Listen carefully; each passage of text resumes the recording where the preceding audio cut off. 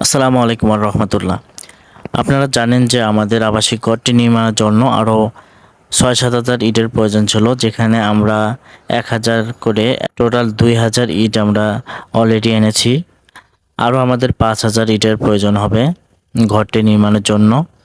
আপনারা যে যতটুকু পারেন ১০০, ২০০, ৫০০, ১,০০০ থেকে শুরু করে আপনার সাধ্য মতো আপনি আমাদের এই মাদ্রাসার কাজের জন্য সহযোগিতার হাত বাড়িয়ে দেন ইনশাআল্লাহ। কেননা আমাদের মাদ্রাসার বালিকা শাখার জন্য একটি আলাদা আবাসিক রুমের অতীব প্রয়োজন। পর্যাপ্ত রুমের অভাবে শিক্ষার্থীদের পড়াশোনাও অনেক বিঘ্ন ঘটছে।